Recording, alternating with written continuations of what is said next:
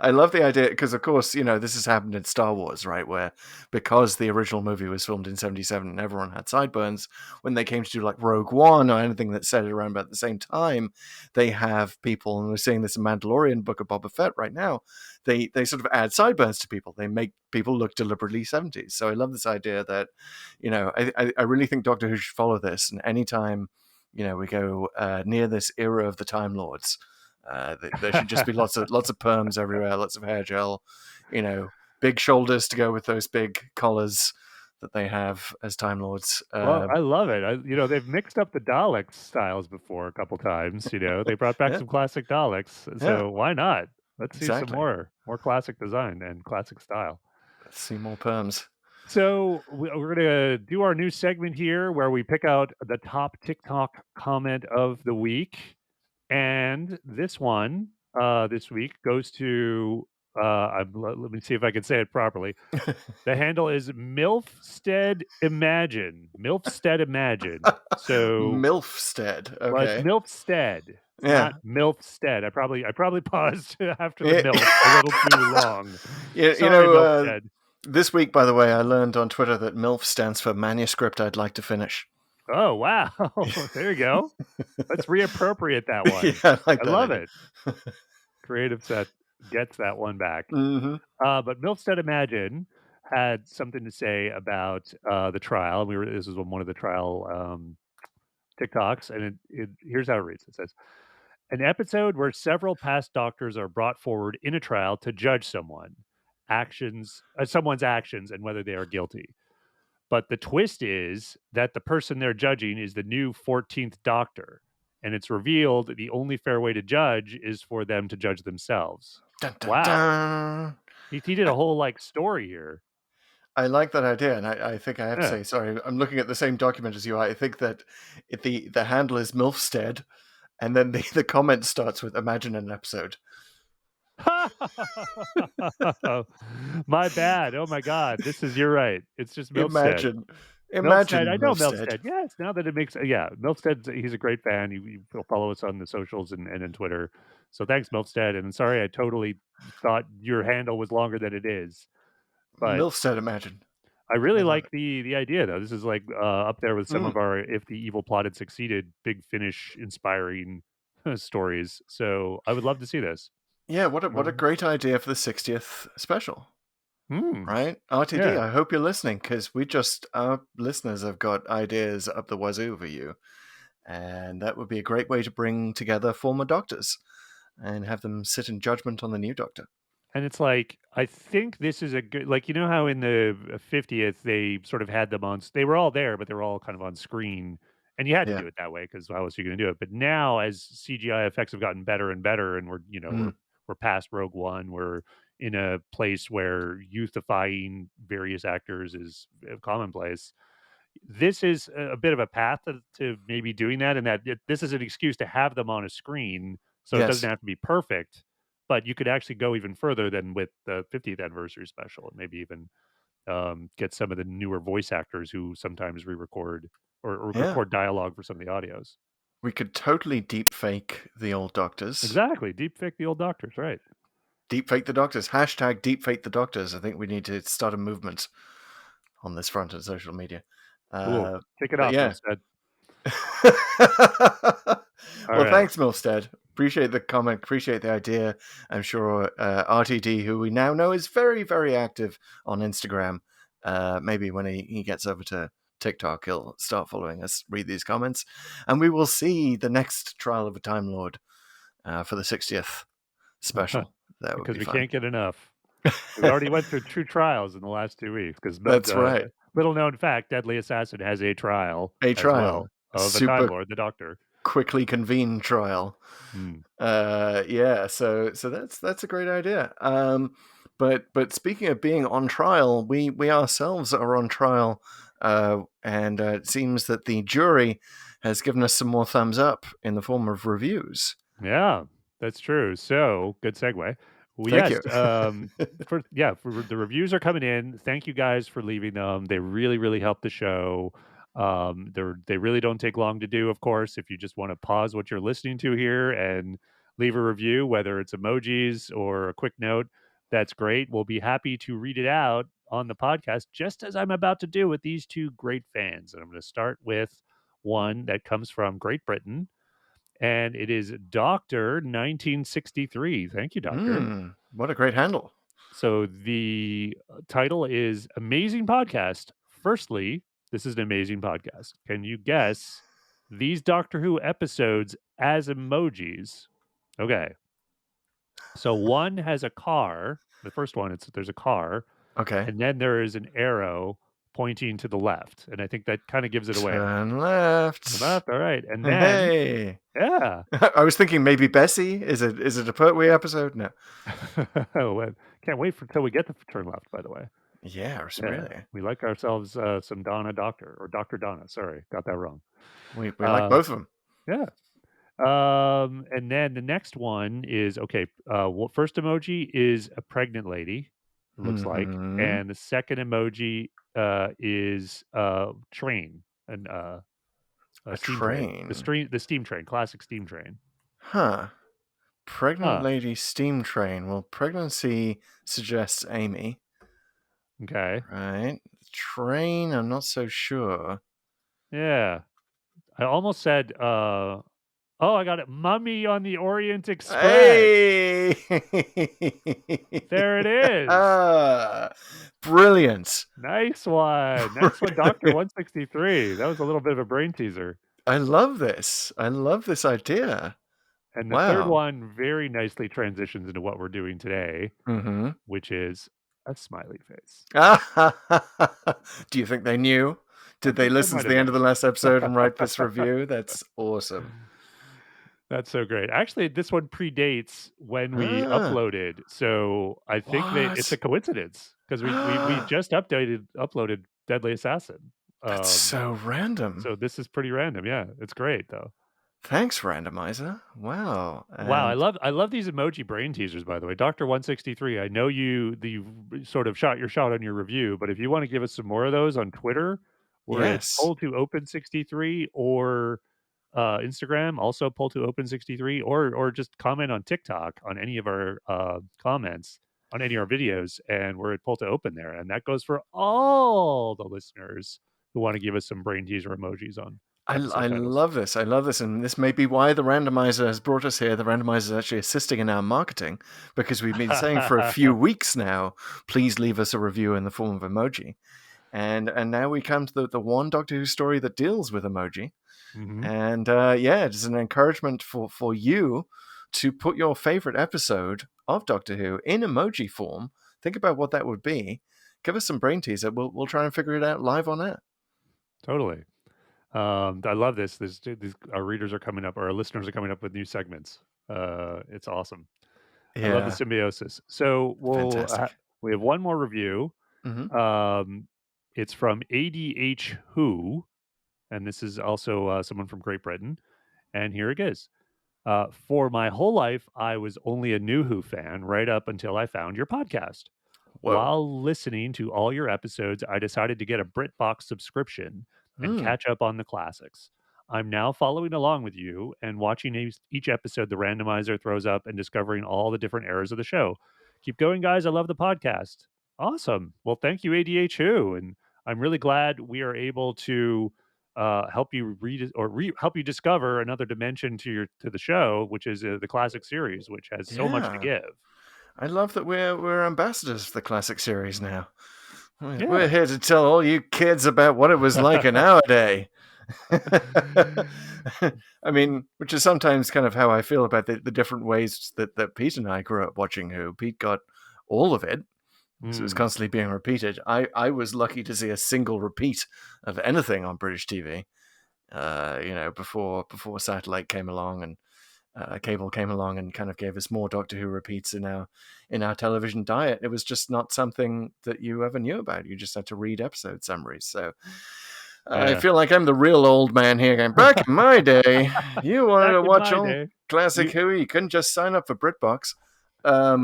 But I also want to say, hey, BritBox, if you're listening, once again, we've asked for sponsorship before. Here we are. We are responsible for $7 of new revenue every month. Every month. Every month. So Boom. cough up BritBox. Let's Yeah, get some sponsorship going. Come on. exactly. Come on, guys. You know you got the dollars.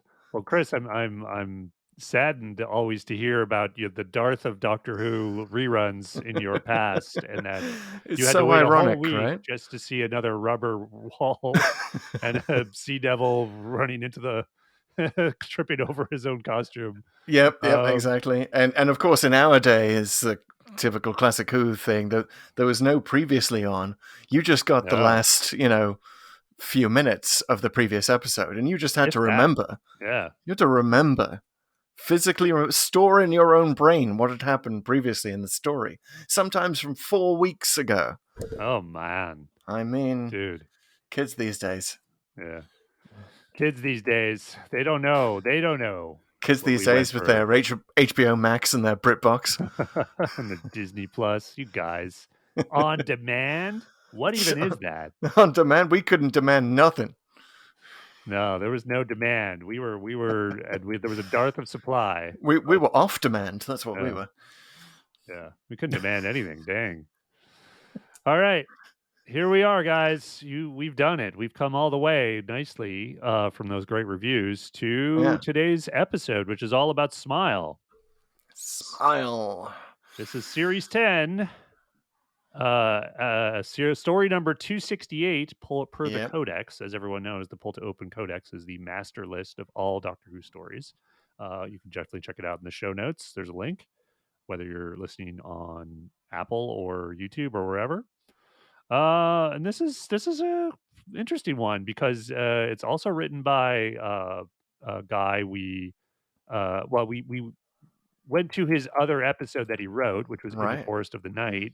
Frank This Cottrell-Boyce. exactly. He also wrote this one, both under Moffat, both Capaldi episodes, and they're both they're very ambitious in their sci-fi um, worlds they build, which is very cool. But I'd like to hear a little bit about that world in a minute or less, if we could, Yeah. maybe Chris, here on Yes, I think we can do TLDW. that. I think we can do Yeah. that. I'm feeling confident at the point in the show that we call TLDW, either Too Long Didn't Watch, Too Long Doctor Who, where one of us, we basically take turns summarizing the entire episode. I'm feeling confident about this one, Pete. It's, Yeah. which may be my death knell, but it's a very simple story. Mm-hmm. Well, I Uh, don't see you smiling though. I'm Isn't gonna that all you I'm have to gonna do? keep I'm gonna keep smiling through the entire should summary. should we should have had that as a as a challenge. You have to act out the Yes. title as you describe the story. No, what we do here is, of course, we give 1 minute for every new Who episode, which translates into roughly 30 seconds for every classic, which is 25 minutes. New Who is 45 or 50 minutes. So you have 1 minute, Chris, Mm. here on TLDW to summarize the entire story of Smile. Are you ready, sir? Yes, sir. All right, then let's do this in three, two, one, go. Okay, so the Doctor takes Bill on her first adventure, her first proper adventure after the pilot, and they go into the future, and they go into one of Earth's first colonies, and it's on this planet where there's a lot of barley in the fields, and we know from the cold open that people have been killed by this nano swarm. Because they weren't smiley enough, and these emoji robots came along and killed them. And the Doctor and Bill are wondering where the hell everyone is 30 on this seconds. colony, and they find that there's an old ship that everything is built on. They discover pretty quickly after getting emoji things stuck on their backs that they have to keep smiling or they have to keep happy, otherwise the nanobots that are called Vardy will wipe them out. Because they don't understand that sadness is not a disease, so they're trying to correct the code. And the colonists on the ship start waking up, and the Doctor And directs them. time. Oh no! Finish it up. Wow! Finish it I was up. so confident. I fished it up. Doctor says basically, "Look, I'm going to hit the reset button, and then they're the indigenous species on this planet, and you have to negotiate with them. You have to share the planet with them." Oh God, All right, we've been overconfidence. there. We've been there. I've been there. Overconfidence, my weakness. Happens. Here, take Oh some water, man. man. Walk it off. Sorry, I was just coaching earlier today. No, it's all good. Luckily, I have some water right here, so I'm going to take your It advice. always seems like it's easy, and then suddenly something trips you, and you're just like, "Wait a minute, I should expand on that. No, wait." And then something missed over here, and suddenly it's over. You know what? I got distracted by the cold open again. There's a classic It distraction mm, technique been for there. one that we get stuck in these little God, honey traps. remember Oxygen? Where I Yeah, just, like, spent the first 30 seconds on the cold open, it was like, never again. That was a we're in space. Someone is drifting through space. Yes. Uh, but yeah, yeah. So it's in theory, it's a simple story. In practice, I guess, as we're just outlining, there are actually a lot of moving parts to it that don't necessarily all tie together into the most complete whole that we've ever seen mm, in our Doctor Who journey.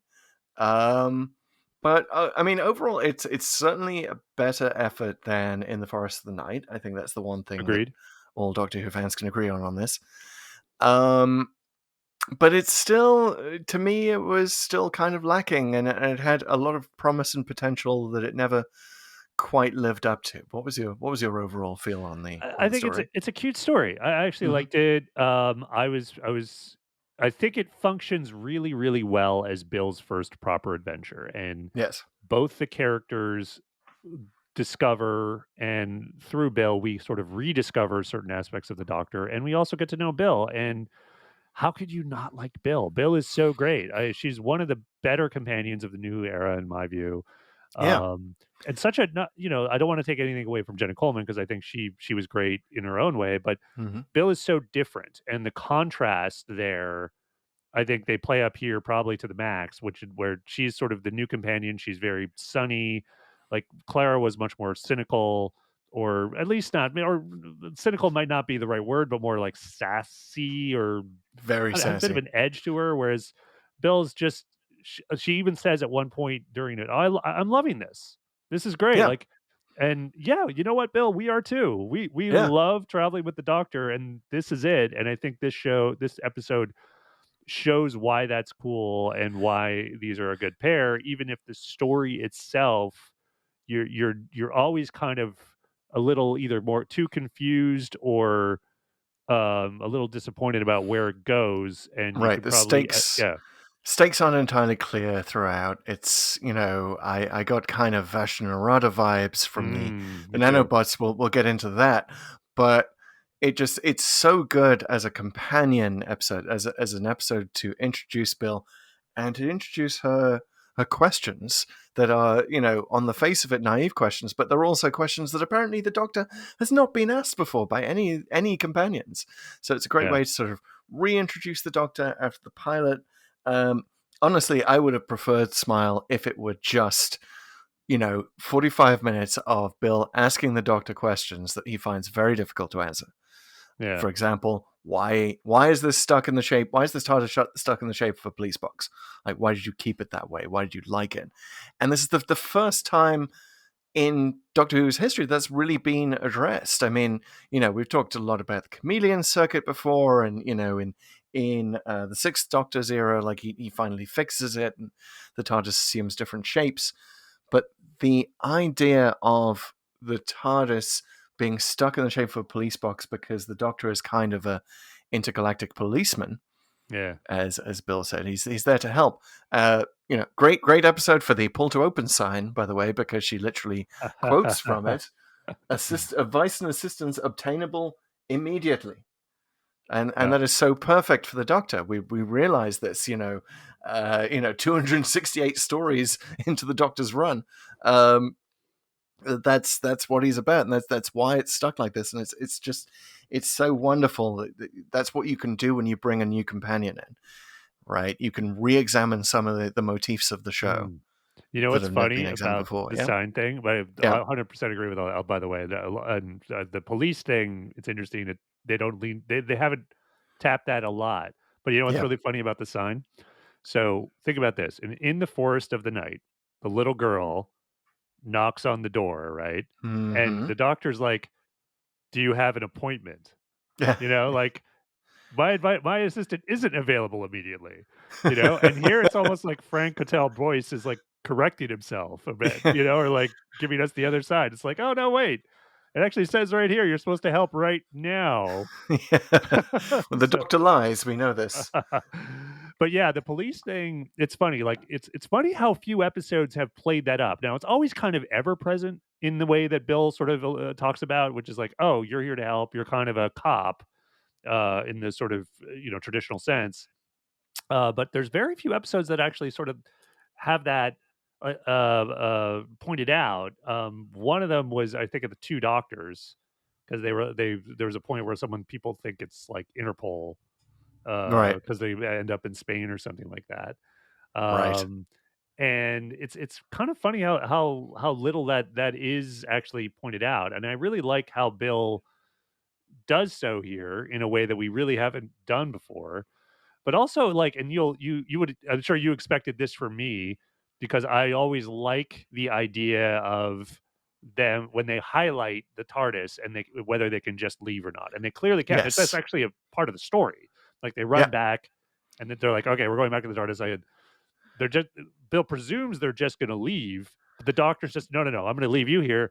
I'm going to go fix this," Yeah. and it's like, "Wait, what?" Like, and it's He's like, eh, got to we've fix we've things. That's definitely what I do. seen that, in previous episodes like Closing Time, the Doctor talks about how his companions are sort of like his babies, right? His Uh, pets, and that's very definitely a moment of, I'm just going to go drop off my human child slash pet in the TARDIS. They'll be fine. Will take care of themselves. The TARDIS has got broadband. We learn at that moment, which I love.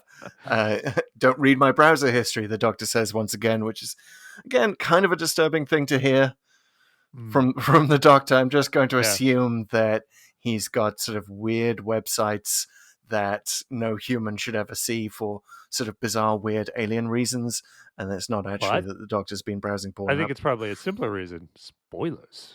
Spoilers. Don't want to see your There own we future. go. Why is the Doctor not browsing in incognito mode? This is what I want to Yeah. know. Is he not, like, is Th- this the equivalent of just leaving the handbrake on in the TARDIS? So you not figured out how to go incognito? Can't the TARDIS just clear the cache automatically? I Right? mean, come on. Yeah, there are other people hanging around, but Bill has, and this is why I wanted kind of the whole episode to be this. Bill has such great questions. The whole two hearts thing, Mm. has it ever been discussed before? Like how, in the show, how that would lead to high blood pressure? You would think, right? They've Yeah. talked about his pulse before because it's like Mm-hmm. this is actually funny. Funny enough, in one of the Trial of a Time Lord episodes, someone says, "Do you want to do this wearable to get your pulse?" And I remember the doctor's response is, "Which pulse would you suggest?" So they make some funny comments here and there about Mm. dual cardiovascular systems, but I think this is one of the better ones for sure. And I That it also sort of it felt like a thing that fans had probably been discussing for years, like a mm, nerdy nitpick. Like, actually, I think you'll find that if you had two hearts, that would sort of overwhelm the blood pressure of your entire system. well, you'd have Um, two blood systems, right? So they'd just be mm, beside each other, I would assume, or no? yeah, So I the would love entire to. that's actually a good clarify. Like, does he have two entirely separate cardiovascular systems, or are they just two hearts pumping through the same cardiovascular system? I know that one of our listeners knows this, Hmm. so I want you to actually write in when you do your review. Just leave us a number of hearts. Uh, Along with your 5 stars, and tell it, talk about the Doctor's cardiovascular system with reference to heart emojis. Yeah. Yes. Maybe they're two hearts, but they're at half power. Yes. you know, so that this To makes more sense because like this has actually come up in a lot of sort of sci-fi medical type uh, essays or just fiction that humans have this weak spot, and it's obviously a weak spot. The number one cause of death in the entire world, everywhere, is heart disease. The heart cardiovascular, yep. Hmm. the heart is a weak spot medically for us, and it's like you kind of wonder, like, well, is there a better way? And there's sort of a presumption made. And Time Lords maybe figure it out. Just get a backup, and you're probably, halfway to immortal the way they are. Like so, it's coming one of Yeah. those fundamental things. You'd think that Martha Jones would have asked more about it. True, true, Like, what yeah. other medical experts has the Doctor traveled with? Like, I guess Dr. Grace Holloway Hmm. The wasn't problem with that. The That problem was with something in the TV movie, That's wasn't it? true. Yeah. The problem with Martha is she had hearts in her eyes, Chris. Oh, yeah, Whenever she she was the looked at the heart doctor. eye emoji. Yep. But yeah, like this is a showcase for Bill and why she's a great companion and what we're in for with her is Yeah. great. She's like I say, she's still got a little bit sassy, but it's more like through her naivete and her uncanny ability to just point at things and to, point at elephants in the room like, "Hey, why is that like this?" And Yes. like Given the that the episode ends with an elephant on the London ice, I think that's a wonderful way to describe it. Yeah, she's looking at the elephants in the room. She's kind of like she's kind. Bill is kind of like Moffat's Donna, Hmm, right? that's I true, mean, yeah. and it's not really a connection I drew until I watched Smile, having recently come from Silence of the Library, Forest of the Dead, in which Donna sort of does such great work as proves herself to be Ten's best companion there. Um, Mhm. I would say that definitely Bill fits that mode, and we kind of like to see that more in the Doctor's companion, someone who will just come along and kind of call a spade a spade. Just to kind of point to all this nonsense that the Doctor's been spouting for years. Just call them on it. Like the fact that the chairs in the TARDIS or in this version of the TARDIS control room are too far away from the main console. Right. So why would you design it like that? I kind of wanted the Doctor to turn around at that point and say, well, previous regenerations, I didn't even have chairs. We just had to stand around the console. Did have a hat rack, though. Yeah. I love the idea that the Doctor was just traveling around for all those years and all those regenerations. He was just such a bachelor, he never thought of getting chairs or a couch. Yeah. I like that Bill references, Marvel, but she does it with Mr. Fantastic, which Yes. obviously, it's a fun reference. What? I'm not sure if is it the only Marvel reference? I mean, we've had a DC reference before, which is the Batman, referencing Batman randomly Yes. in Inferno. Are there There's got to other be a Hulk reference somewhere. There's got to be a Spider-Man? Spider-Man You would think, reference. right? I just can't it Yeah. doesn't occur to me, but again, like, let us know, listeners, in whatever you're commenting on. But I also like those comments like that, like, it felt more real to me, right? Like, it's Mm, a little bit like you said, Donna, I think Donna was pretty good at that, but Rose, I thought, was the best at sort of, we said before with, her reference to Camilla and the girl in the fireplace, mm. she would make these cultural references that just resonate and sort of make the whole thing seem a little more contemporary and real. And that Yeah. felt pretty good here, although it is interesting that she chose sort of a comic book reference, which everyone's going to get because hey, surprisingly, comic book fans watch Doctor Who, but Yeah. but it's not a movie reference, right? Because Marvel movies were getting huge at the time, They and it's were, and interesting Mr. that it's. Fantastic is Fantastic Four, which is a movie franchise that has failed Yeah, repeatedly over and over. So yeah, not many people have actually seen the Fantastic Four movies, but yeah, we all get Mr. Fantastic. Yeah, I'm sure the DC fans were sad that she didn't reference Plastic Man, which is the not DC equivalent with the long arms. Um, elongated man. Hold on. Elongated Man. Yeah, They're all the same guy, come on. basically stretchy Yeah. arms, people, stretchy arms. Um, So So so yeah, they it's kind go of to the interesting, and it's also interesting just to close the loop on Bill and how great a companion she is and how great she is in this episode. Is she has that wonderful line where they go into the city, they're served. She gets one block of algae paste right. basically, and the Doctor gets two, and she's like, is there food sexism in space? Is this bloke utopia? Which I think is one of my favorite lines, possibly of this entire season, maybe of Capaldi's entire run. Is this bloke utopia? Which is such a dagger aimed at the heart of Doctor Who itself, which is not always uh, covered itself in glory in terms of sexism, and certainly sexism in space. You know, like, for example, Yeah, we were just at the Trial of the Time Lord Mysterious Planet, in which pretty much everyone is male, right, and they all right? wanna marry Perry off to Yes, the and you've got dozen males. one queen who doesn't feature very very much or very well, And yeah, Doctor Who has kind of been a bloke to Utopia, you know, and it Yeah. just it's a nice Well, Deadly kind of Assassin. reference. Yeah, Damn. whoa, yes, Gallifrey, bloke Utopia up the wazoo, white male Utopia for sure. Yeah. Um, you know, white male privileged public schoolboy male, definitely. How did So you like yeah. your visit to Gallifrey? I don't know. Kind of nice. Bit of a sausage fest. It was all right.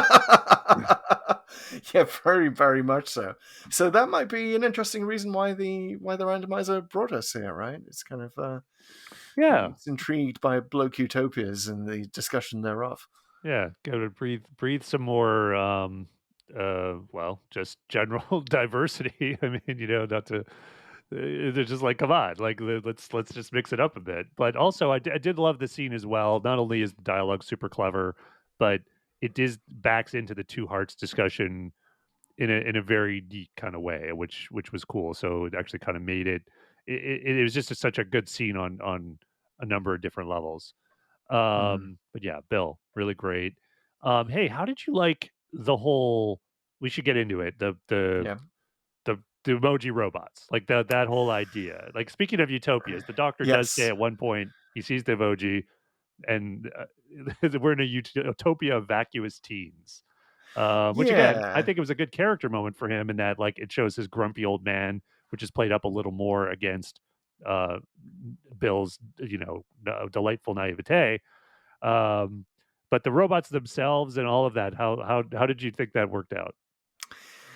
Um, I like the idea of the robot. It's sort of it's nicely chilling when they turn to a sad face emoji, Hmm. right? You get a sense of that this is ramping up to something scary. Kind of like when you get it's sort of the little frowny angry face emoji that they turn to. If you get that from someone in a text message, you know you messed up, right? Something's gone wrong in this conversation, right? So I think it sort of nicely plays into that. Um, and then like the idea that they have thumbs within the eyes or skulls within the eyes of the emoji, Hmm. it's a little weird. Doesn't feel like that would actually be programmed into them, right? But it's a nice image when it Yeah. comes to that.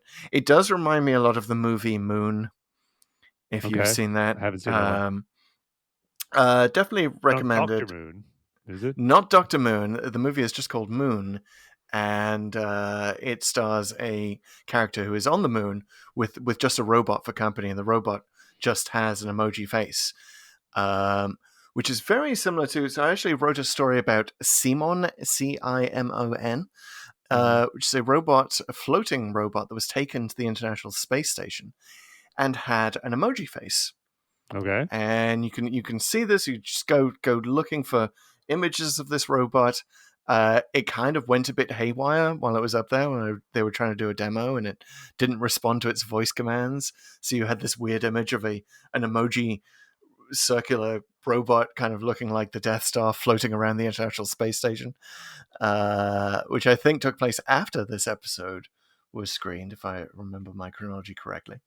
So it's definitely out there. It definitely has what Doctor Who does best, which is kind of references modern culture and takes something that is familiar from the viewer's everyday life and makes it scary.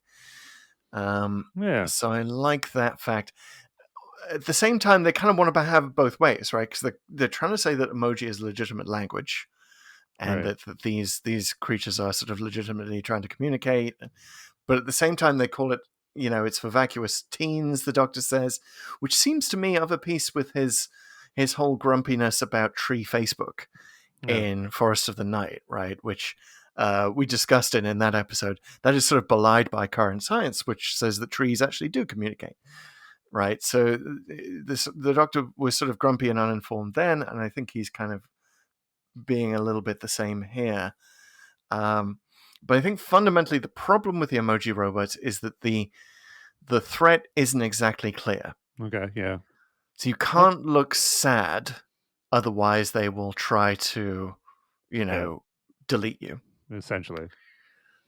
but you Yeah, also, but it's okay if you look like the Doctor looks, because because of you're course frowny, right? he's Yeah, Capaldi, so he's frowning the whole damn yeah. time, and He's in his Scottish. emoji, he's He's being cross. very Scottish, complaining about things.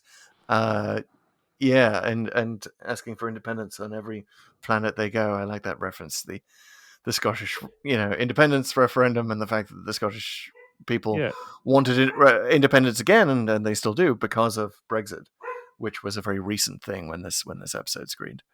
yeah. Um, So here's so what what I do you thought of think? it. Yeah, Mm-hmm. I thought it works when they go wrong, right? This is the whole premise. They delete you when you are sad, and Yeah. I think the way they sort of explain that kind of works. But you never like, what do these robots do when they're working correctly? What do they purpose do they serve? You never really quite Hmm.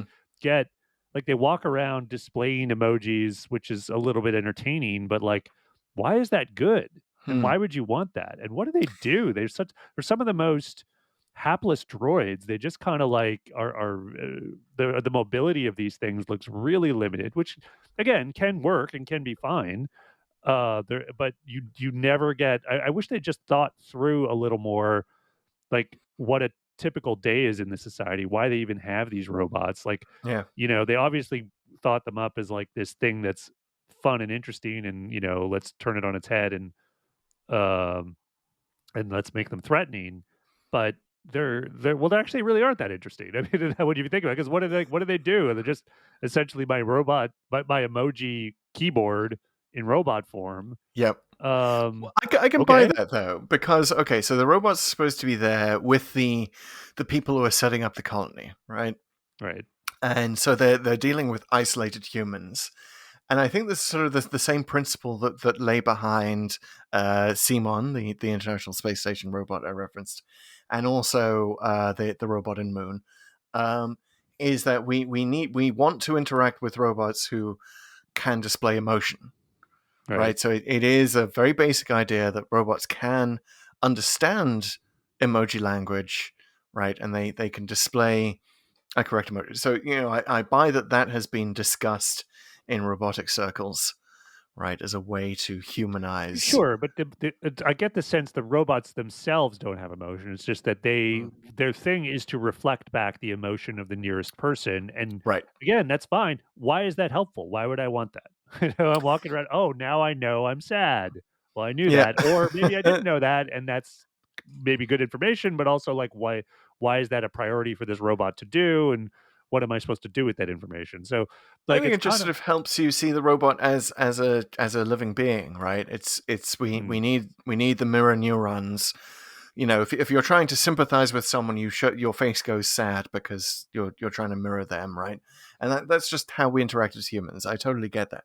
What I can't buy, and we're going to go back to something that we discussed for Girl in the Fireplace when we were talking about the clockwork robots, because here we have, very soon after that, the randomizer taking us to another story about robots going haywire, right. which actually, if we include Mysterious Planet, right, that's Yeah, a robot going haywire. common theme. Uh, that robot too was supposed to, I believe, set up a colonization process ahead of everyone else. Um, Well, it did its job, but I guess. it's time to And it's talk once again about the three laws of robotics. yes. Let's review, Which people. let's review the three laws of robotics. Okay, number It 1. feels like 90% of Doctor Who episodes would just vanish altogether, or Doctor Who episodes involving robots would vanish altogether if these were adhered and programmed into our robots right from the start. First law: a robot may not injure a human being or through an action allow a human being to come to harm. Did you do that from Second law: memory? no. I've got the That was Wikipedia entry up impressive. here on the screen. Okay. Don't we all know the three laws of robotics by Well, we heart? can't see it on video or in audio, so you could have lied, and I've credit to you, sir, for Yeah, I admitting. think that the second law is that a robot must obey the orders given to it by a human being, except where such orders would conflict with the first law. I think that's right. But you didn't Uh, say it. They must they obey. must obey orders by human beings, except when the humans talking like this. And third law: protect your own existence, as long as it doesn't uh, contraindicate the first or second law. There have been Sure. amendments to this, but South Korea adopted the third law of robotics as an official regulation, That right? robots have In to their preserve themselves? Oh, the yeah, 3 well, oh, the 3 laws, not the 3rd law. not the Right. third law, the three Got laws. it. I believe they've actually applied to. Like, if you're building Uh, robots, make sure they do yes, this. But they obviously, that applies to robots with any decision-making capability, I assume. yes. In Yeah. March 2007, the South Korean government announced it would issue a robot ethics charter, setting standards for users and manufacturers. And according to the Ministry of Information and Communication, which is, again, great name for a Doctor Who organization, the charter may reflect Asimov's three laws, attempting to set ground rules for the future development of robotics. So roboticists know this, that it's kind of Mhm. smart to program your robots so that they don't accidentally commit genocide, Huh. But which is basically well, what's let's going think on it here. through, though. How do you apply Hmm. this? So the robots think they're saving people, right? Because they think, Yeah. grief is plague. So Yes. they think they're if anyone gets sad, everyone will get sad, and then essentially everyone will die. So they have to, uh, stop the infection. Right. So how do you square that with, like, doing no harm? Well, if you don't do anything, everybody dies, according to them. Not that they're going to, but that's what they're thinking. So in the But case of it's a deadly pandemic, which is what they think they're faced with, Mm. what do you do? Well, I've noticed during the deadly pandemic that we've just been through that there has been no advice from the CDC or any other organization or the WHO telling us that we need to reduce everyone to a pile of bones, That's true. stop the If infection. if you get I mean, COVID, you aren't thrown into an incinerator. So right? yeah, You want just weird. so that it would clearly come under the definition of injuring a human being Mhm. to remove all of their muscle and skin. Yeah, well, that's the thing. That's I keyed on this too, where it's like, well, rather than killing everyone, you could just isolate and quarantine them. That Yeah, that you could try that until they're not sad anymore. How about yeah. that, robots? So How you about that just one? have like super officious robots going around telling people to maintain 6 feet of distance at all times from unhappy people. Which kind of, saying that, I'm like, that's actually a great premise for a story. I kind of like that. It's like, why do they always have to kill? Why can't the Doctor deal with these robot issues that are a bit more nuanced, Yeah, right? so I mean, you kind of have to stretch your credulity a lot. I think is where you're going to even buy the premise of this story. Yeah. Which is yeah, I totally agree. The other part of the robot thing that didn't quite work for me. I mean, it worked for me because I think it's scary, which is that Hmm. they eat people, these nanobots. I mean, nanobots, if you think about, them to an nth degree, are extremely terrifying, and I like how they show just how terrifying that would be. Um, but the rules for that just seem very like, and I think you sort of alluded to this earlier, they're very Hmm. vague. They don't really even follow through with their own. There is vast amounts of time between the time someone gets sad and people get eaten sometimes, and sometimes it happens really, really quickly. But if the robots are all these little nanobots are everywhere in all the walls, if the whole place is made of them, I don't really understand why it's not instantaneous every single time. It's Yeah, very weird. yeah. We discussed this problem in the otherwise excellent Silence of the Library Forest of the Dead, right? Yeah. Where basically the Vashta live in the shadows, but you don't have people staying out of all shadows. And there are lots of Mhm. shadows in the library, so like some shadows count, some don't, right? So it's a case of the threat not being clear, the rules not being clear.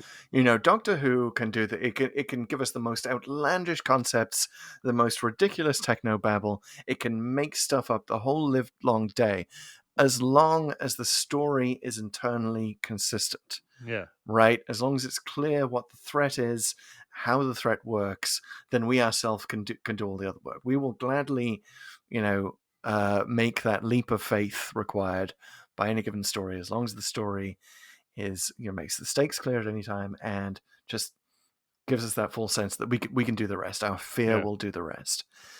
And that's not entirely clear. And even in terms of the emoji that they use themselves, there's one point where Bill points out that the doctor's emoji has changed to a thinking emoji, Right. right? And it's not actually what we would think of as a thinking emoji, which is this, Yeah. For people who are not watching us on YouTube, I'm doing the The the thinker. thinking face with the forefinger and thumb. Right, we all know that one. It's sort of thinking and super doubtful. It's not Often that. used ironically. Like Yes, exactly. I Hmm. hardly ever use it to actually show the actual thought. It's more like Yeah, I'm not actually thinking. I'm like, I'm hmm. more pointing out some obvious problem with your thoughts than actually thinking. But yes, I Yes. can mean that. So then, maybe in other cultures there is, like having a drop of sweat on the forehead may reference thinking, but it's not immediately clear, right? But Well, Bill just sort of seems to know that. the funny thing here is like the background of the episode is that Hmm. Capaldi, Moffat, and I think even Cottrell-Boyce didn't really Yep. use emojis. Like they were just Yes. not like wanted to sort of do something that featured them and sort of criticize them in a certain way. So I think it shows, right? Like Yep. that This is an emoji episode written by people who don't use emojis and like exactly. shepherded completely by people who don't use emoji. Funny side note to um, that story is that Jenna Coleman did use emojis the whole time on the Yes. show, and they would always like, "What does she mean by this?" You know? Which is like, I'm now wondering what emoji it was that Jenna Coleman used that confused them so much. Oh god, I hope it's not the Like, eggplant. Uh, sorry. Sorry. oh my god. I It's should just never ever be on a podcast again, but I really hope it wasn't. it's yeah, let's hope it wasn't the eggplant, it wasn't the peach. The taco. Uh by the way, and we've written about this at Mashable, there are a whole series of extremely, as the kids say, thirsty emojis Hmm. coming online, which I'm sure will be used completely innocently. Um, but anyway, yeah, it's like get an emoji consultant, guys. But yeah, I wonder what Jenna Coleman was doing. So confused them. Was it like, was it winking? What is this face doing to me? Winking. It's winking and kissing at the same time. Why What does the this hell? one look like a monkey? That's so weird. Or a cat. Why is the monkey covering its mouth? Why is the cat frowning? Why has the cat got hearts in its eyes? I don't understand. Yeah. It's such a simple language. And the doctor says it's a simple language because it's for vacuous teens.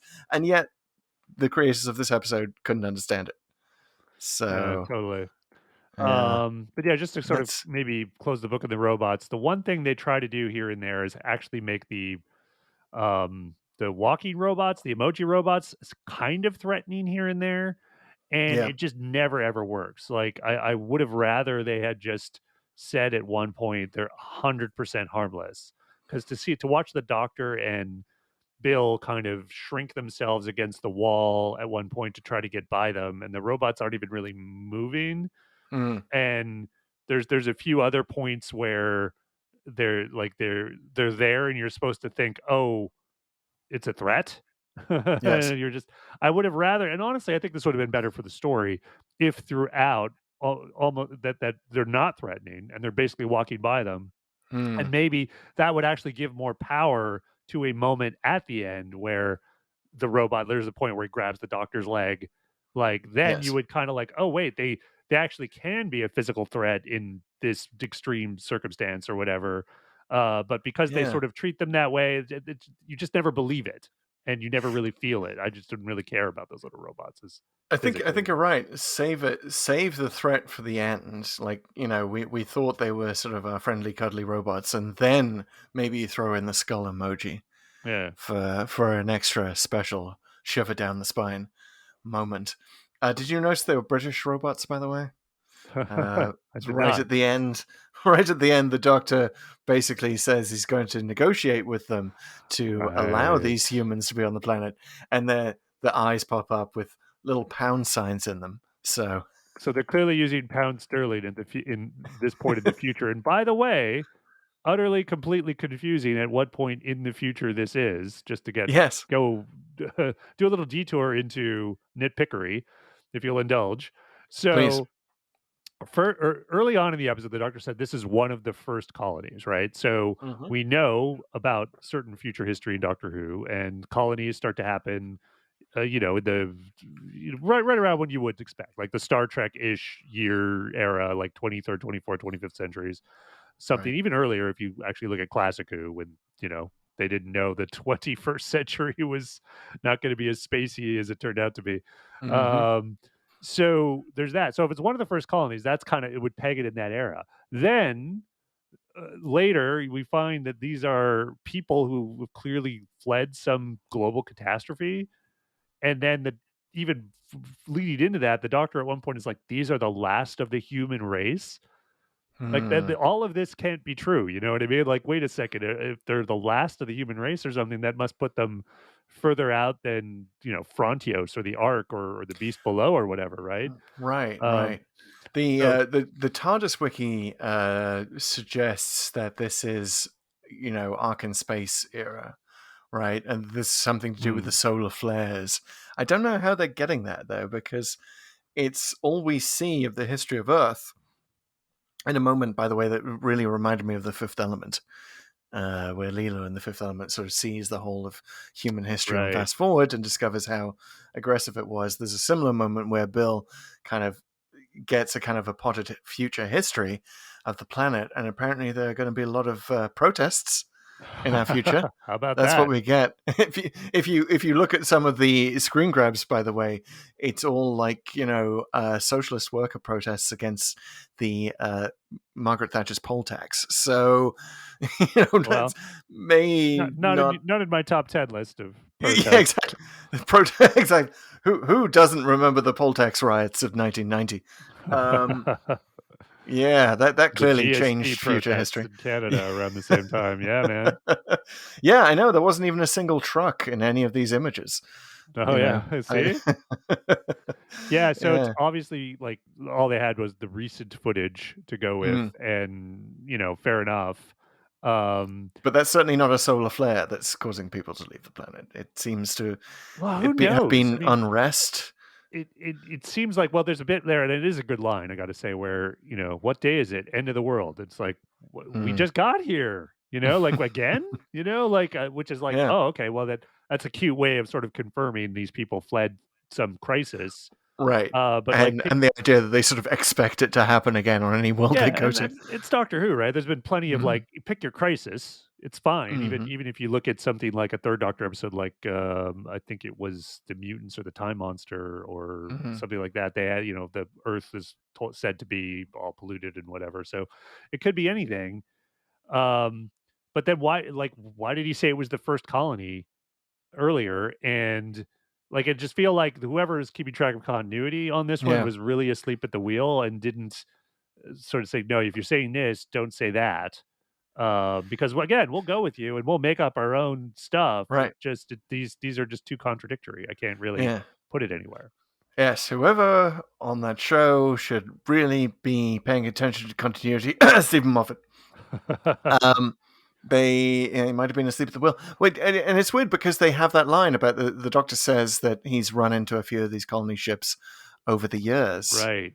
Which implies that Frontios or the Ark or Ark in Yep. space, which again, that's a fine era to put it in. But Mm-hmm. that's some far future stuff. And the technology level seems to be that too, right? Because these are nanobots that could interlock to create an entire city. Like, that's some Yeah. pretty advanced stuff. So, yeah, I'd peg this as thousands, if not millions, of years in the future. So, I have to if say you're that placing it, it does look nice, and they've done some mm, wonderful color correcting it is on this whole gorgeous. thing. Make it feel sort of. I got a very sort of 70s sci-fi movie vibe from the way that they'd colored this. And it just, Peter Yeah, Capaldi's eyes in this episode look so blue, don't they? yeah.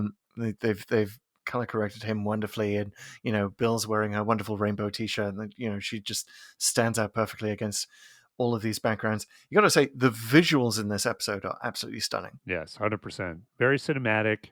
Even Hmm. when it's clearly CGI, like a lot of the exteriors, it's also like it's good CGI, and it's also like because it's sci-fi, and Hmm. this is a planet somewhere, like, it doesn't have to look super realistic. Like, Yeah. a wheat field might not actually look like that in the Midwest, but it's like, well, that's not what that is, and it's Hmm. gorgeous. I love the scene that the helicopter shot or whatever of the Doctor and Bill running back to the TARDIS, and you sort of see the lines in the wheat. Yes. Um just really, really nice imagery here, and used to very good effect most of the time. Technically barley, by the way, and that was another part of my undoing in the TLDW, Oh, you had is to that go I with barley? correctly identified the the grain that they have planted as barley, not wheat, as they say in the show, which Oh, may be yeah. the Wow. nerdiest agricultural reference that we will ever have on Pull to Open. Did you recognize that, or was that a thing No, you read somewhere? I read it. I didn't know. I didn't read that one. Nerdy nitpicks from rural Doctor Who fans. Well, Moffat, not only did you not pay your continuity person enough, you should have had an aggro an aggro Yeah, consultant as well. yeah, Shame on you, exactly. sir. Exactly, and even though they are apparently sort of spraying the crops with stuff, some Doctor Who nerd identified this as barley that was ready to be harvested. Okay. So it should, like, no further work needs to be No more done. spraying. Yeah, No. yeah, you're good. But I mean, I so love so that this sort Doctor of Who fandom is so far and wide and yes, so, like, hyper, visual, but, like, they really zero in on things that we have farmers and yeah, agricultural engineers probably, watching the show, and, they can really, you know, zero in on things and correct the show. exactly. You cannot get an incorrect cereal grain past us. Yeah. Um, so Pete, have you ever? I have not, but maybe you have. Have you seen the Happiness Patrol? I have seen the Happiness Patrol. The Sylvester McCoy episode, which I think revolves around an entire planet where people need to be happy or they're killed for not being happy. Is that correct? That is correct. Very, very good. Yes, Yeah. it's So a that's sort of similar premise. so a similar idea, and I wish that they'd gone deeper into that. Right, the basic premise of the show, right, is that you have to smile Mhm. whenever these robots are around, otherwise they'll think that you're sad and they will kill you for being sad. Now, that in itself, we've gotten around the explanations, and we can talk about the fact that these robots are effectively genocidal, even though they don't know what they're doing, and then it's a bit of a whiplash to kind of turn around at the end and negotiate with them as the indigenous species of the planet when they've just committed genocide, with no understanding of that because you've just reset them, whatever. But I like the idea, and this sort of gets back to the bloke utopia, the exploration of utopia. Utopia for certain people is not utopia for others, but this idea of a utopia where you have to smile, Yeah. quickly becoming a dystopia. You cannot show any negative feelings. That seems very of our era, right? Yeah. Especially the era of social media, where we're all curating our social media feeds to make it look like we're always smiling, Yeah, right? and I think to that point, I think what a modern tale that did that incredibly well was Black Mirror with I think the Mm, episode was called Nosedive, but it essentially yes. shows Instagram world and how vacuous and empty it is because no one's sincere and everyone's trying to get everyone to smile at them essentially. Yeah, Um, exactly. You get rated because you get rated. You get rated poorly if you don't. No, again, I think Uh, I think there are mm, layers to that here, and I think there mm, are elements of it. And if anything, I wanted to go deeper on it and have it make more sense within the narrative here. yeah. Um, the the bit that I think kind of doesn't work, but works in the context you just described, is how the colonists behave when they come Yes. out, right? Because now they're like, oh, people are dying. The robots are kind of at war with us. They decide they're just going to grab some guns and start shooting, which is a very rash thing to do. It's very strange, honestly. Like I didn't quite buy that in Mm, terms of if they were actually thinking straight at all. Why would they do the first thought to just start killing these things?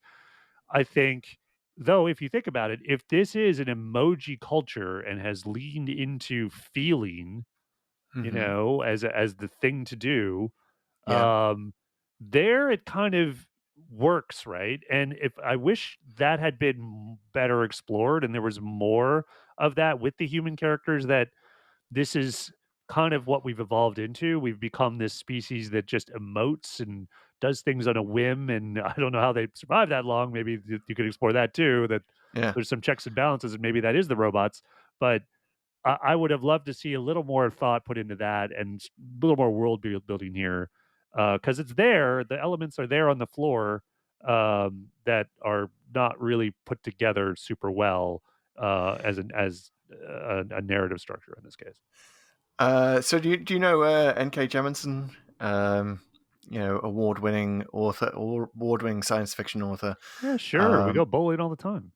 sure. So she did a Green Lantern series recently. She's also into the comics Ooh, side of things, and she did a wonderful, wonderful series I highly recommend called Far Sector, and it's set in this sort of space utopia where everyone is voluntarily taking these sort of emotional blockers because it's three cultures that were at war with each other, and they had to come together.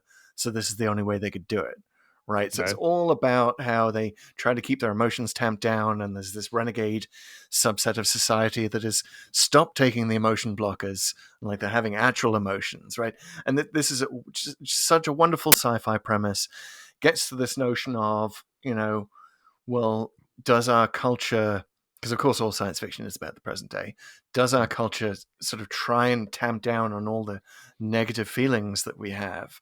Is that what Right. part of what emoji does? If you've ever sent a smiley face on over text and you didn't actually mean it and you were actually feeling kind of grumpy, but you thought like it was just the thing to do, or you posted a picture of yourself, a selfie of your family smiling on social media because that was the thing to do, even though it doesn't Yeah. accurately represent how everyone felt on that day, and everyone was feeling crummy for whatever reason or other. You sort of participated in the problem that this episode could have talked about, Exactly. And but it really doesn't. goes back to Yeah. what we were saying about an emoji episode by people who don't get emojis, but also don't seem interested in peeling back the layers of their use and getting into um maybe a little more social commentary through that. Yeah. So it's a bit of a missed opportunity. Again, I think the story works as a Doctor Who episode. The beats are there, the iconography is there. The fact that it has our imaginations going, drawing these connections is to its credit. Honestly, I wouldn't mind a return to this world, this like a Hmm. sequel episode to Yeah. Smile that does go into some of this stuff because I think it's all still very valid. It's all still very relevant, and I would love to see it explored in the Doctor Who universe some more. Absolutely, and this is something that does come up, I think, right, with a lot of Who. It's like, why doesn't the Doctor go back more often? Why doesn't he check in more often with these worlds that he's visited? I mean, here he is negotiating between an indigenous race, which is what the robots and the Vardy become. The Vardy, we should mention, named for Andrew Vardy, who is a swarm robotics guy in Canada, and Newfoundland, yeah. they yeah, they work together. I work together with Frank Cottrell-Boyce. So Big it's fans of each other, Andrew yeah. and So Frank. even though the name is probably a little too close to Vashnarada, I can see why I named them Vardy. But yeah, I think it would have been much more interesting if it wasn't the robots going haywire, but that it was actually baked into the human society. So maybe this is what they can do if and when they ever return to Yeah. this unnamed colony. Well, it's funny because this is a neat. It's a bit of a might be a segue. I'm going to go for it into Do my it. explanation of what would happen if the evil plot had succeeded. Oh yeah, okay. So, what is the evil plot? Well, there isn't really evil at work here, Hmm. but if you want to presume that because of the the badness of the robots, what they're doing, if you think that they're not reset, maybe the doctor is the one who gets eaten, or someone gets it, but whatever happens. In other words, they Hmm. can't reset the robots in time before they eat everybody. So essentially, the doctor's killed, can't Yep. regenerate. I think, if you're stripped of all flesh, it's unlikely. Um, Unless he ends up looking like the Master in the Deadly Assassin. well, that could be. We could talk about a doctor regeneration story, but presuming he Mm. is dead and Hmm. Bill and all the rest of the colonists eventually wake up, and one by one, they're all going to be killed if they get sad.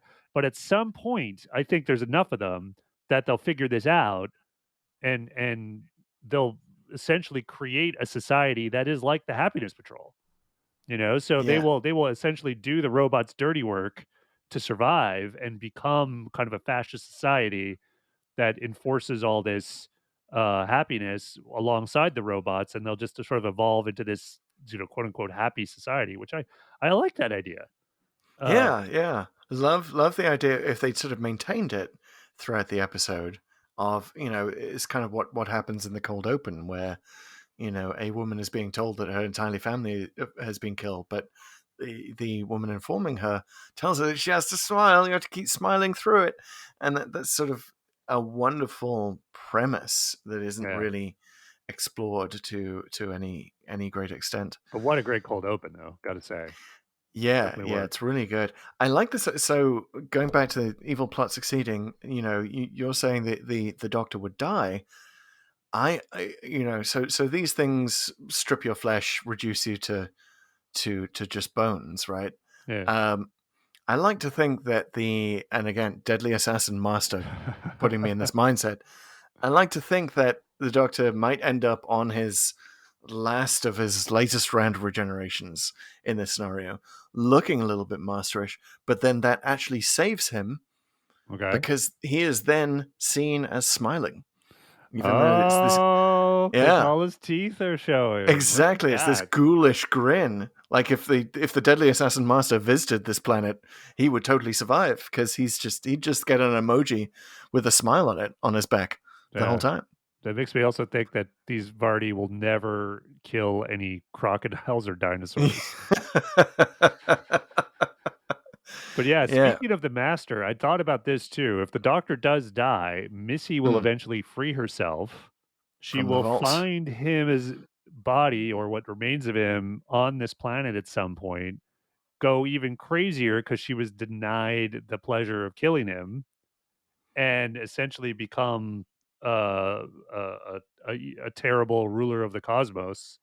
At the very least, destroy that entire colony, but be even worse than we know the Master and Missy because they'll be so lost without that player on the other side anymore. That's So right, anyway, and then wouldn't get to meet her earlier yeah, regeneration that's true. and kill him, which would create a paradox, right? Yeah, Because they kill each other, so that's how John Sim regenerates into Missy because Missy kills John Sim in are you just making this up? Doctor Did you read Falls. this somewhere? I just Isn't that? figured it was never explained. It's never Oh, been explained, is it? I maybe I'm misremembering the end of the Doctor Falls. World Oh, I Enough in just remember Time, they the just Doctor kill each Falls. other, but I don't think they ever said what happened after that. Yeah, it's not 100% that that's what makes Johnson regenerate, and this is part of parcel of the problem with the Masters regenerations is, with the exception of the one regeneration into John Sim. Right. The one we um, actually did see, Derek Jacobi yeah, into. yeah, Yep. yeah. Derek Jacobi doing his wonderful 5 minutes as the Master, as the War Mm. Master. Um, we've never seen any other, have we? Except I guess when Anthony Ainley comes along the first time, we get to see Yeah, you see the the zombie skeleton master, master. skeleton Yeah, master become the Tremus master, as they often refer right, to. right. Yeah, it's Um, interesting. Anyway, we've gone a total rabbit hole on that. yeah, But yeah, I a little like this beyond the idea that. scope, but I had to get it out there because they do mention Missy. Well, they mentioned someone in the vault. At this point in the season, you don't know what the Doctor is doing in terms of guarding the Right. vault, and it is cute. I really like when the Doctor references that he has a time machine. And I know it's obvious, Mm. but again, this is a thing I think you kind of have to constantly reintroduce where it's like, all right, go put some tea on. And now I live a few adventures or even hundreds of years because I'm a Time Lord and I Hmm. can come back before I left. So that's just how it Yeah, goes, guys. it's a nice setup, and I like that Nardole in this whole season is the one who's constantly reminding the Doctor of his own promise, and we've already seen that later on in Oxygen, and of course we've seen Pyramid at the End of the World and Lie of the Land. We've seen quite a lot of this season. Randomizer not only loves Capaldi, it loves this season in particular. Yeah, it's true. I mean, it is, it's a solid season. I mean, we got Bill, you got Nardole, you got this interesting mystery with Missy, and Mm, there's a lot going on here. Yeah, series 10 uh, yeah, really did a reset button of sorts for the show, it did. and Yes, even turn it off better and on than again. Even better than yeah, exactly. This, that's the big resolution here is that the Doctor resets the robots and they forget everything. If only we could do that to all of society, um, that'd be great. Mm, But I will say, like, doing a reset button, I like this because it's not really a reset button in the same way that, say, reversing time and just nothing ever happened. It's not that, but it is also like he explicitly talks about it. And I feel like when you do a reset button, if you make doing the reset button the thing that is referred to and sort of it's part of the whole premise of what you're doing, I think it eases the yeah. pain of that. So yeah. It does, but it also makes you think why the Doctor is not just going around the universe and every time he encounters killer robots, just doing this automatically. Like, try it as the first thing instead of the last thing. Try Hmm. turning them all off and on again. Like Yeah. maybe if he'd done that with the clockwork robots, they wouldn't have hatched this insane scheme to punch a hole through time and, grab a figure from 18th century France. I You didn't know. have broadband back then. No Need broadband in the need 51st century. need the broadband in the TARDIS. He installed it, I don't know, somewhere in the Matt Smith era, probably. So that's Speaking my of theory. ships, though, and ship names, Oh, yeah. because of course the Madame de Pompadour was the name of the ship. That was the big reveal and go on the fireplace. The name of the ship here is Erewhon, Hmm. which is a novel by Samuel Butler, famous utopian work. Erewhon, of Anagram course, of is nowhere. not only an anagram; it's nowhere backwards. Oh, yeah, it is. Pretty Uh, close. because I Depends where think the that H is, I guess. yeah, I think wasn't the H the other way around? Anyway, Doesn't matter. either anagram or reverse of nowhere, which of course is the original meaning of utopia, is no place. Hmm. No utopia, no place. Utopia, good place. So it could be that it's ambiguous with Sir Thomas More when he wrote the original. Um, would love, by the way, if the Doctor really is interested in utopian writings, maybe he could pay a visit to Sir Thomas More one of these days and find out what he actually did mean when he wrote Utopia. Or Uh, she could. that's We could hang out. yeah, or she could. Yes, that would be my nerdy direction to send the Doctor in, and she can go hang out with Henry VIII at the same time. Like it's a great. Just drop in the middle of A Man for All Seasons if you've seen that movie. Great Sir Thomas More film. Let's Um, do it. anyway, little distraction there talking about Utopia, one of my favorite subjects. Um, but yeah, we do have one other piece of business to take care of, We as we do. do with all of these episodes, which is if there is a Clara Splinter, and we are assuming that a Clara Splinter appears from the name of the Doctor in every story in the Doctor's timeline. Right. Where is she? Right. Pete, any ideas?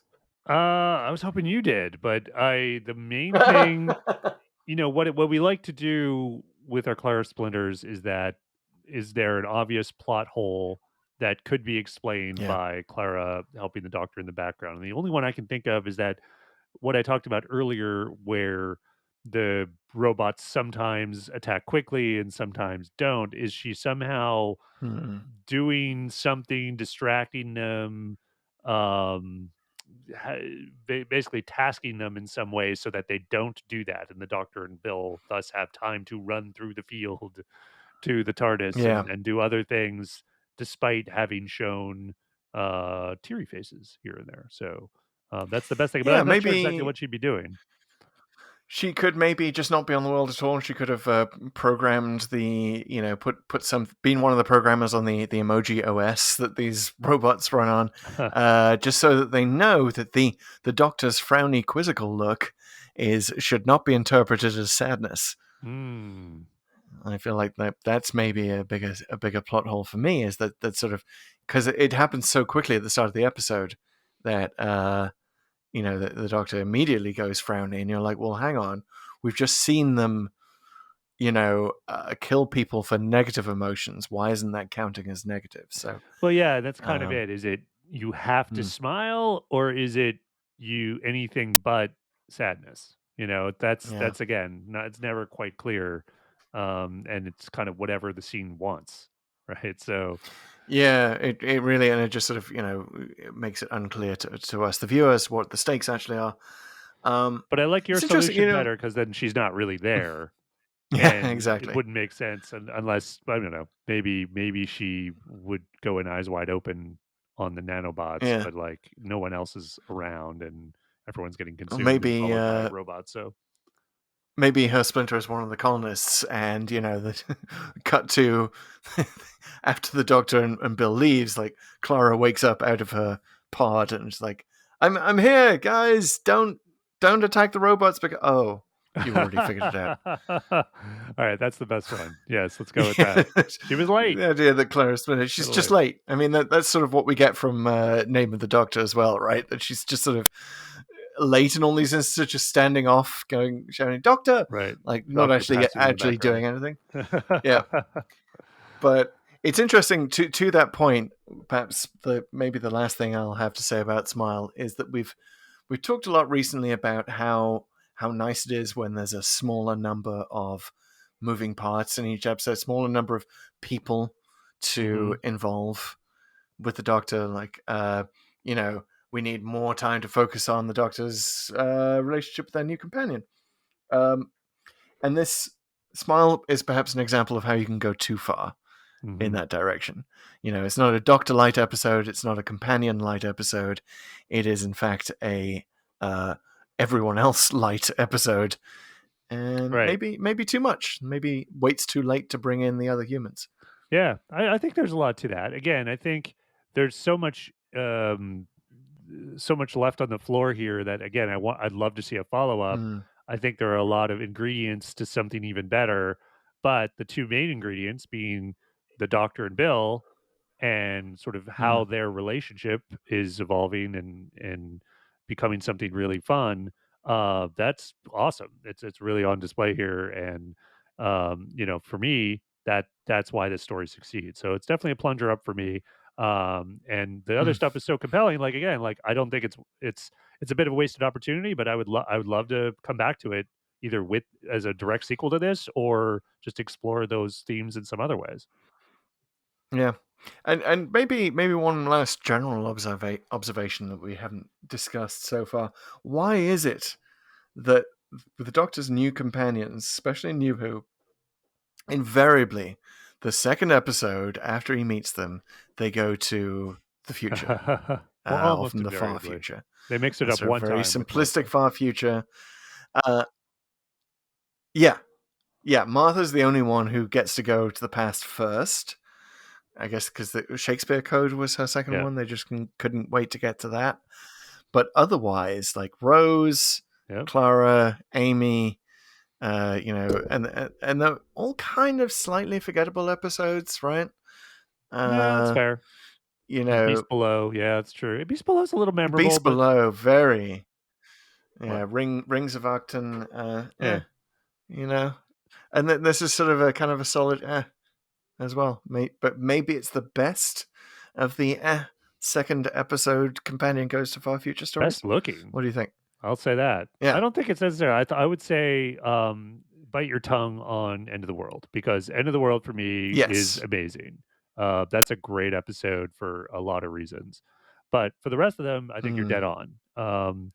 Even well, actually, Martha's is pretty Eh, good too because even maybe that's the key. If you wait an extra episode, it's even better because I thought Gridlock was surprisingly good. Like, I mean, Yeah. it shocked the hell out of me how well they made traffic kind of interesting in Mm. sci-fi. Uh, Gridlock is good, and in part because it's in this 50th century future, new Earth future, right, where it's all part of the same continuum right. that we began with End of Well, the that was way World. beyond. That was like 5 billion So, years in and the future. that may be it. Yeah.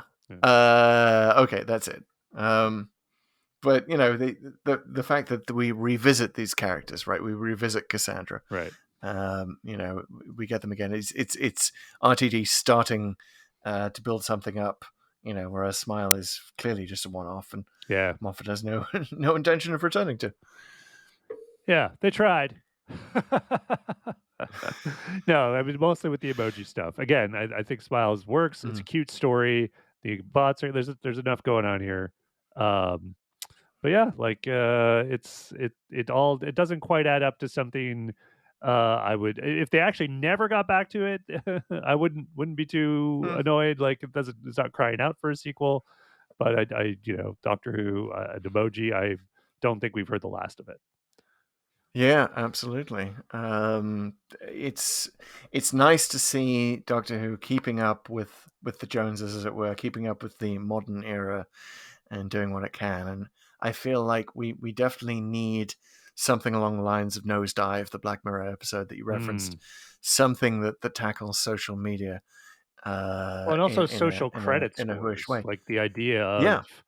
of, which we're starting to see hints of in some places in the Mm, world, like in China in particular, this idea that yeah. digital lives can really screw up your real life, Yeah. and affect you, not just things like being on a no-fly list or whatever, but like your day-to-day life. Yeah. Very Yeah, and very compelling stuff. we do need the equivalent of the misinformation. We need the misinformation Yeah, episode, let's do the that. online misinformation. Um, yeah, Yeah, yeah, we'll get interesting there, but time to be maybe. discussing all of this, Yeah. right? With the we're recording this. That this is our first war in Ukraine era episode of Pull to Open. So it's very much on our minds at the moment, and the way that social media is being used in that war to great effect by Ukraine so far at this point. So Yeah, we'll see. competing histories, Yeah, competing versions of history. Again, we're not yeah, trying to make light of anything. It's just that clearly, yeah, when shows like Doctor Who and Sci-Fi, they have something relevant to say with social commentary. It resonates. yeah. So, We saw that a um, lot with Pertwee, and yeah, we know that it should not try to shy away from the problems of the modern world. exactly. And so that's a really good segue into figuring out where we're going to go next. And I think we might Mm. have just challenged the randomizer in that, like, hey guys, let's have something Give with us some social something commentary. relevant. Yeah, or just something that, Well, I sort has of something to say. feel. Yeah. Yeah, I sort of feel like, so in the last few days, Zelensky, the president of Ukraine, has kind of become an online hero around the world. And also, it kind of feels like a Doctor Who character in that sense, right? Someone who stands their ground, um, and rallies the troops. I feel like we've seen that so many times in the show. So that's going to be my challenge to the randomizer: is give us a hero Give us a along those hero. lines, a hero who stands his ground. I like that. Yeah. Who isn't the doctor? Because a hero isn't the Doctor. Yeah, exactly. A All right. local hero, if you will. Like it. All All right. right. Well, let's So is activate it the time? randomizer. As everyone knows, and if you don't, Yep. here's what it is. The randomizer is, of course, our guide on our journey. More than a guide, it's kind of like the person running the show, the thing running the show. It's the CEO of our journey. The randomizer, all praise to the randomizer. It's two components. It is It is the interesting, by the way. I'll throw in one more thing about Smile, that they have this thing about that the TARDIS takes you.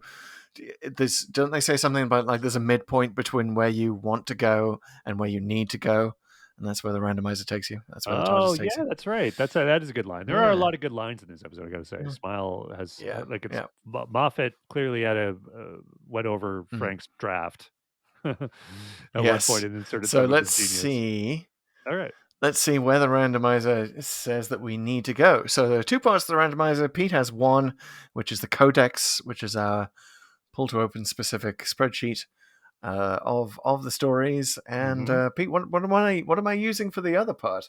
Well, I believe you are going to go to random.org, the, Yes. executor, Mm. as part of the randomizer that will use atmospheric noise to find a true Mm-hmm. random number. Computers, of course, are notoriously bad at actually finding true randomness, and we find it Right. instead in the atmosphere. So we just go to random.org, plug in all the numbers to in the codex, when there are now 299, from That's right. Unearthly Child to Eve of the Daleks.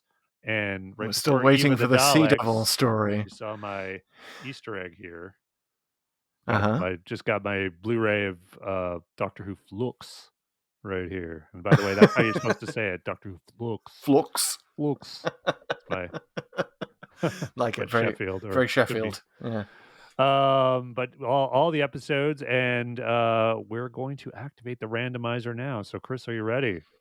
I'm ready. Give me a countdown. All right, here we go. 4, 3, 2, 1. 264. All right, That we're sounds new very who. familiar. Oh no, it's time locked. That's Hellbent. Oh. Oh, we Oh. just bounced off Hellbent. We've been there. Wow. It loves Time Lords so much it wants to take us back to another Time Lord episode, but we can't. Yeah. That is the first time. Is that the first time we've been time locked? Second time? You tell us, listeners. I think I actually think it's the second time, but this might, yeah.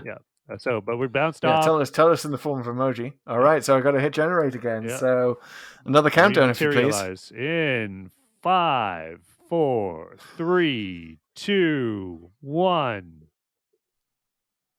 246. Okay. And we have arrived at Capaldi again. No. Yes, it is Robot of Sherwood. Oh my god. That's the one. Yet more robots. More robots. That's what it heard. That's what it heard. More robots and a spoon. And a spoon. Okay. This is so, I think we're going to exhaust the Capaldis pretty early in our run. It is so, yeah. I feel like we've done we should half sort of of them by now. I feel like we should start taking bets. I think that in lieu of BritBox sponsorship, we can actually kind of run a book on, we can invite listeners to place bets on things such as who is going to be the first Doctor that we complete. You know, whose every adventure we watch, and I think there is a clear front runner right now. Well, the over-under on whatever Doctor we go to next, I gotta think, the more we do, if you thought about it, the more we did of Capaldi, the less likely it would seem we'd come back, right? Because there's just less of him to go to. You would think. But we just keep coming back. So I don't know. I think you gotta put in some random element there. It's so weird because we bounced off a Capaldi and went to another Capaldi. Right. Yeah. What is up with your randomizer? I don't know. Like the atmospheric noise in the high 200s or the mid 200s seems to be just what happens. I don't know exactly what part of the atmosphere it's scanning, but what is this random.org might be over page? Scotland. What does it say here? Random.org, sponsored by Peter Capaldi. Oh, interesting. No, I kid. But no, Peter Capaldi certainly has randomness on his side. He does. And we have time on our side, but no longer today because we're pretty much done, guys. Thank you very much for listening to the podcast. We're a podcast. We are a podcast. Yeah. If you haven't subscribed yet, please do. Whatever platform you're on, we're on all the good platforms: Apple, Spotify, Google, Breaker, etc. Just please don't just subscribe. Also leave us a review. Those reviews really do help us get visible to more and more ears and eyeballs, depending on where you are, because we're also on YouTube. So check us out on YouTube. Just search for Pull to Open Podcast, Doctor Who, whatever will probably come up. And have a look there. Give us a subscribe, share, and share. We're slowly uploading more YouTube videos, right? Yeah, we're on a schedule. So when we upload, we will also upload to YouTube, and pretty soon we will have our whole back catalog up there. So watch for that in the coming weeks. Obviously, follow us on social. Exciting. We love the socials. We love discussing the show. We're very active on TikTok. It's Pull to Open, all one word, on TikTok. Go ahead and subscribe to us there. Drop us a comment, share the videos, and do the same on Instagram and Twitter, where we are both at Pull to Open 63. This has been Pull to Open, the podcast. Thank you for listening, and we'll talk to you next time. See you guys.